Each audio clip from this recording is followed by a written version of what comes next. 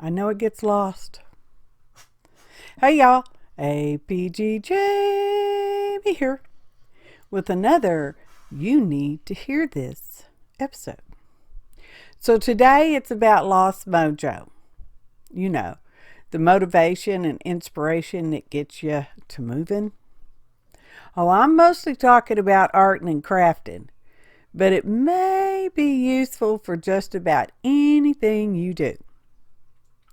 Now this is about mojo, not your ability or talent to create, not self-judgment about your work, but the loss of feeling like creating as a worthwhile endeavor.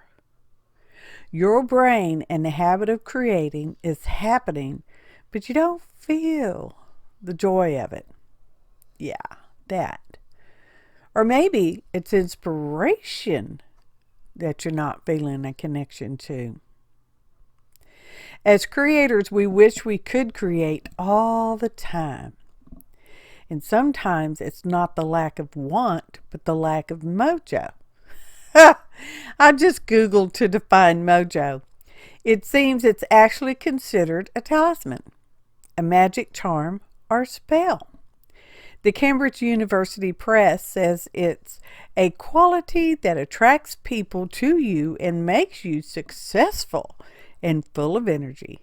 Yeah, that's kind of something intangible, yet we all probably understand that it's the oomph that makes creating magical, the vigor that puts us in the zone, the creative zone, where time melts away, laundry doesn't matter, and often food doesn't either. To have lost it implies that it will be found again. Really, I think it's always with us. We just kind of put things in front of it. Or maybe it's the same old thing and we've gotten, dare I say, bored of it? What kind of talk is that? Yeah, it could be that. Well, I mean, it could be like burnout, sort of like a wash, rinse, repeat. Something we just do, and maybe even something we make ourselves do. Yes, I believe it can be found, gotten back, and perhaps be even better than before. So how? That's the stumper, y'all. What works for me this time may not work for you, but you could try. Why do you think you've lost it, this magical mojo? If you have an idea, perhaps you can develop your own steps to reclaiming what is yours. In the meantime, here's some ideas to try, if you want to, that is. First and foremost, let the stress about it go. It serves no purpose except to cast a shadow of blame and regret. A woe is me syndrome. A personal private pity party. Second, don't look for it. It may not want to be found just yet. Sometimes we have to take the long road around because there's just too much traffic. It's okay. We have plenty of gas, y'all. Thirdly, well, there's probably a third. I just don't know what it is. And that's okay too. We don't have to know everything. The cosmic consciousness has all the answers that magically appear when we least expect it. So, in the meantime, do something different. Take the old walk system. You know, clean the house. Do that pile of laundry. Watch a movie. And other stuff that you like to do. When the thought comes to mind, I wish I were creating, say no. No, I don't. I want to be doing exactly this right now. You see, wishing about creating puts you back in the crap. Why can't I just create syndrome? That blame and regret phase. It becomes a problem. Just what we're trying to get around. Have you tried moving the stagnant energy around? When we get in a rut, we have to move stuff to find the "it's a rose, such a clatter ladder" to climb above it.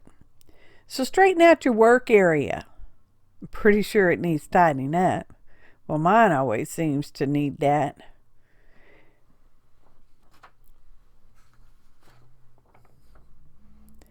It doesn't matter if your creative space is a table or a closet or a big room. Pet your tools and supplies. Clean them. Grease them if they need it. And let them know you appreciate the help they provide you. Reorganize your stuff. Just don't forget to make labels for the new places you put it. You see, when everything stays the same, there is no room for new. No change can happen because it's just still the same. You know those things you've been meaning to give away? Put them in a box or a bag and actually give them away. You'll feel better for it because it will enable someone else to create with the stuff that no longer serves you. Try not to create because you will probably come across unfinished projects or get an idea or 2 or 5 to make something. Instead, write it down. Make a list. Put those things you want to make and or finish in a basket for later. Label it, y'all. That way, it's all there when you can get to it. Right now, we're finding our darling Mojo. Or is our Mojo evading us? Now, if you just have to make something with the stuff you find, it happens. You don't need my permission to make it. Just go to it.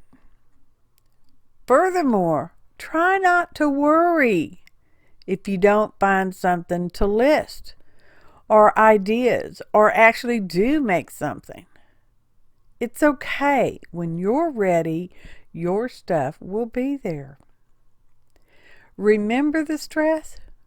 Yeah, that puts us under pressure. That thing makes us do stuff we really just don't want to do, like taxes.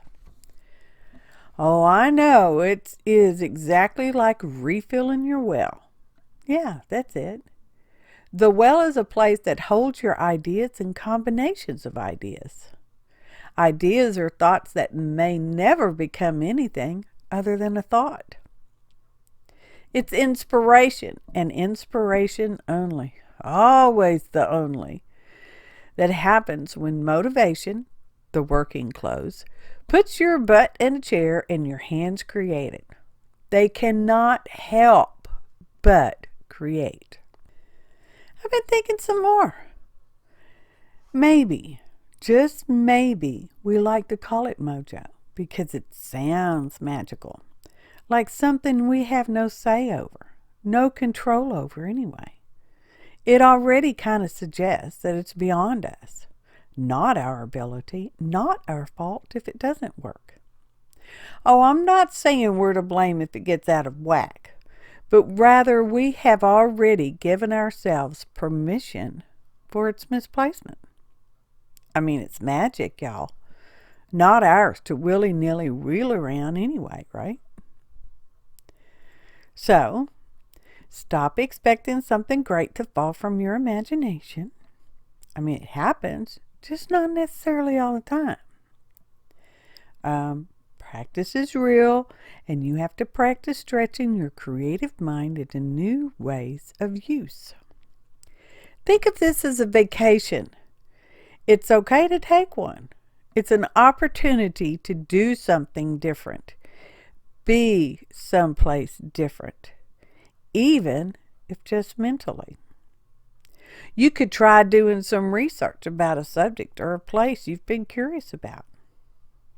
Let your mojo be on vacation.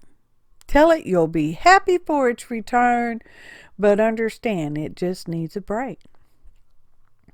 Be patient with yourself. You do matter.